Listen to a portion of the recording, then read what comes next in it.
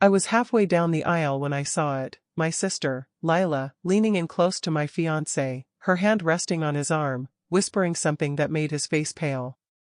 She didn't even flinch when she saw me watching. In that moment, my wedding stopped feeling like mine. My heart pounded so loud I could barely hear the music, and my grip on my bouquet tightened until the stems cracked. Everyone around us smiled like nothing was wrong, but I knew.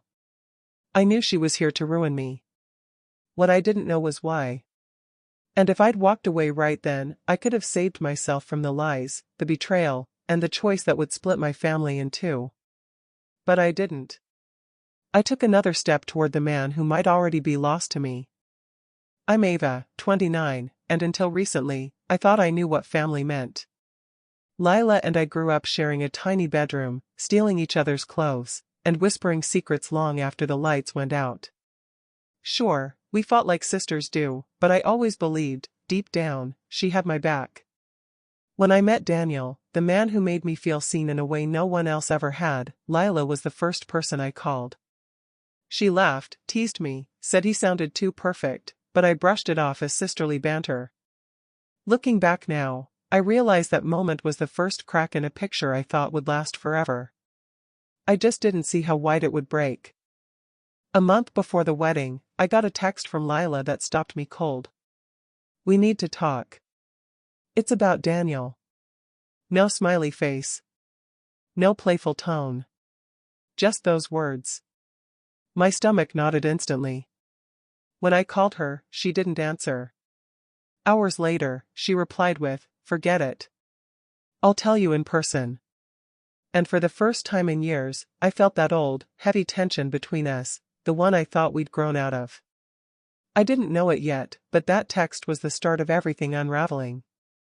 When Lila finally came over for dinner, she acted like the text never happened. Instead, she hugged me tightly, complimented the flowers I'd picked for the wedding, and poured herself a glass of wine. But there was something in her eyes, that flicker you can't quite name but can't ignore either.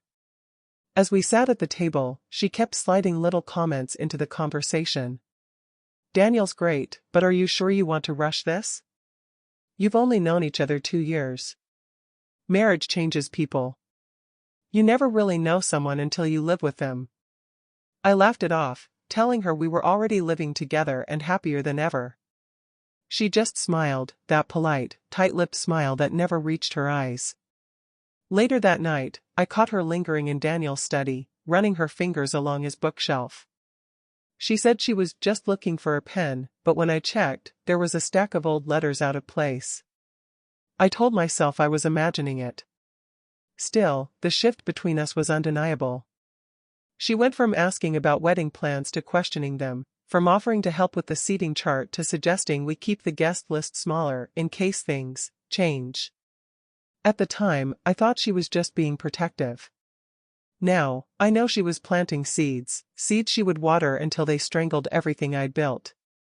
And trust me, what I found next made everything before this look like child's play. When Daniel and I officially announced our engagement at my parents' Sunday lunch, Lila was the first to clap, loud, beaming, almost too beaming. She hugged me, whispered, "You deserve this," and even made a toast to our future. I remember feeling relieved, thinking maybe I'd overreacted about the strange text and the awkward comments. But within a week, I started hearing things. First, from my cousin, who said Lila had asked her if Daniel's job was really as stable as Ava says. Then, from a friend, who told me Lila had joked about Daniel having a mysterious past during a girls' night. When I confronted her gently, she laughed it off. "Come on, Ava. People ask questions. I'm just keeping it real. You don't want to marry a stranger, do you?" The shift was subtle, but it was there. At fittings, she'd sigh over my dress choices, suggesting styles that felt nothing like me. She offered to help with the seating chart, then moved 2 of Daniel's closest friends to the farthest table, claiming it would balance the room better. One night, Daniel mentioned that Lila had called him about surprising me with something for the wedding. I brushed it off, but a chill crept in. Why was my sister calling my fiancé privately? The final straw came when I overheard her at the florist, talking to my maid of honor. She didn't see me walk in, and I caught just enough to freeze in place. I'm just saying, Ava's rushing into this. I've known Daniel longer than she has, trust me, there's more to him than she realizes. I should have asked her right then what she meant. But part of me didn't want to know. And the other part was terrified she might be right. As the wedding got closer, Lila's health became harder to handle. First, a wave of missed RSVPs came in from my side of the family, people I knew would never flake. When I called Aunt Marcy to check, she said, "Oh, Lila told us the date changed, so we couldn't make it work." My chest went tight. Why would she say that? Lila claimed it was a mix-up, blaming a group text gone wrong. Then, there was my dress. I'd taken it to the boutique for a final fitting, and the seamstress pointed out a jagged tear along the train. "It looks like it snagged on something sharp," she said. My stomach dropped. The dress had been in my guest room closet, the same closet where Lila had been looking for wrapping paper 2 days earlier. Still, I told myself I was being paranoid. Until the bridesmaid drama started. Out of nowhere, 2 of my closest friends stopped speaking to each other. One accused the other of badmouthing Ava's choices, claims traced back to a conversation Lila allegedly had at a brunch she accidentally forgot to invite me to. The tension seeped into everything. Vendors started calling me about last-minute changes I hadn't approved. The florist said I'd reduced the bouquet order. The caterer thought I'd swapped the main course. Every time, the change request was traced back to an email or call from Lila. When I confronted her, she acted wounded. "I'm just trying to make this day perfect for you, Ava. If you don't appreciate it, maybe I should back off entirely." It was a perfect trap, because if I pushed harder, I'd look ungrateful. If I stayed quiet, she could keep pulling strings behind my back. I didn't know it yet, but she wasn't just sabotaging the wedding. She was preparing the perfect stage for something much, much worse. By the way, if you love true family drama stories like this, make sure you subscribe. I've got one coming next week that's even more unbelievable than this one. I thought that was bad enough, but I had no idea the next 24 hours would change everything. The night before the wedding, I couldn't sleep. My mind kept replaying every strange glance, every whispered comment, every mix-up Lila had caused. I got up to make tea, and when I passed Daniel's phone on the counter, the screen lit up. A message preview flashed from an unknown number, but I recognized it instantly. Lila's. "Can't stop thinking about last night." My hands went cold. I told myself there had to be an explanation. Maybe she meant something innocent. Maybe it was a joke I didn't understand. My chest tightened as I opened the thread. The messages weren't innocent. They weren't even close. There were weeks' worth of flirtatious texts, late-night confessions, and inside jokes I'd never heard before. She called him handsome, teased him about the way I snored, complained about how uptight I could be. And Daniel, he hadn't shut her down. He played along. One message hit like a punch. "If you change your mind, you know I'd treat you better than she ever could." The timestamp was from 3 nights ago, the same night Daniel said he'd been working late. I just stood there, phone in hand, staring at the man asleep in the next room and the sister I'd shared my whole life with. The 2 people who should have been my safest place had been building something behind my back. I wanted to scream. I wanted to shake them both awake and demand the truth. But instead, I put the phone down quietly. Because in that moment, I knew, tomorrow wasn't going to be my wedding day. It was going to be the day I decided how much I was willing to lose to save myself. If you think that's the worst thing she did, just wait until you hear what she said to my face, in front of everyone. The rehearsal dinner was supposed to be the calm before the storm, one last chance to celebrate before the big day. But sitting at the long, candlelit table, watching Lila laugh at something Daniel whispered, I felt the truth burning in my chest. I couldn't fake it anymore. Halfway through dessert, I stood up. My voice shook at first, but the room went dead silent when I said, "I know about the messages." Lila's smile froze.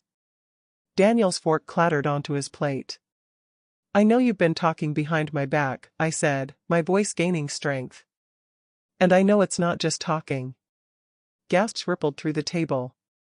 My mother looked between us like she was trying to rewrite what she'd just heard. Lila's chair scraped against the floor as she stood. Ava, you're overreacting. You're tired, stressed. Don't, I cut in. I read every word, Lila. Every little joke about me, every late-night message. You knew exactly what you were doing. Daniel finally spoke, his voice low. It wasn't like that. I laughed, short, sharp, bitter. Then tell me, Daniel, how many women send you winky faces about last night? How many tell you they'd treat you better than your fiancé? No one moved. No one breathed. Lila's mask cracked first. You've always had everything, Ava. For once, I wanted something for myself. The room tilted. That was it, no denial, no apology. Just a confession wrapped in jealousy. I didn't cry. I didn't shout. I simply picked up my bag, looked her dead in the eye, and said, then you can have him. And I walked out, leaving my wedding, my sister, and the wreckage of my family behind me. And yet, the hardest part wasn't losing them. It was what happened to my family afterwards. By the next morning, the whispers had spread faster than I could pack my things. My phone buzzed nonstop, half the messages from relatives asking if it was true, the other half begging me to just talk to Lila before making a final decision. My mother came to my hotel room in tears, insisting she didn't know but also pleading with me not to throw away my marriage over a few texts. Her words felt like a knife, proof she didn't understand, or maybe didn't want to. At the same time, my cousin sent me screenshots of Lila spinning the story to make me look unstable, claiming I'd been looking for a reason to call off the wedding. By noon, the seating chart was meaningless, the flowers sat wilting in buckets, and the church was quietly canceling vendors. Guests who had flown in from out of town now avoided eye contact in the lobby, their hushed conversations following me down every hallway. I hadn't just lost a fiancé. I'd lost the version of my family I thought was unshakable. And for the first time, I realized this wasn't just about betrayal. It was about survival, and deciding what kind of life I wanted without them. I didn't go to the church that afternoon. Instead, I sat in a quiet cafe across town, still in the silk robe I'd planned to wear while getting ready. My phone stayed face down on the table, untouched.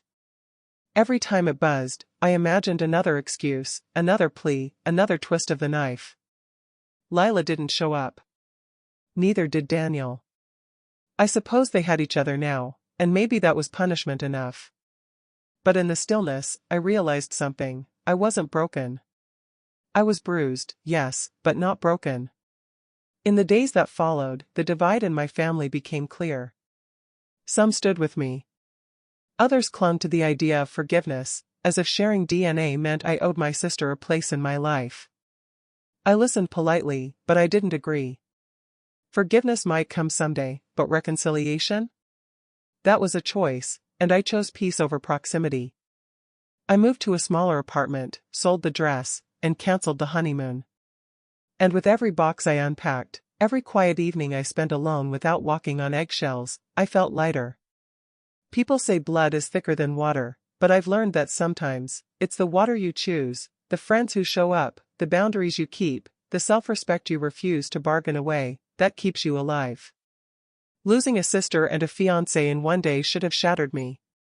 Instead, it stripped away everything false and left me with the truth. I can survive without people who secretly want to see me fall. And I'll never mistake shared history for loyalty again. So, tell me, if someone you love crossed a line like this, would you forgive them, or walk away for good?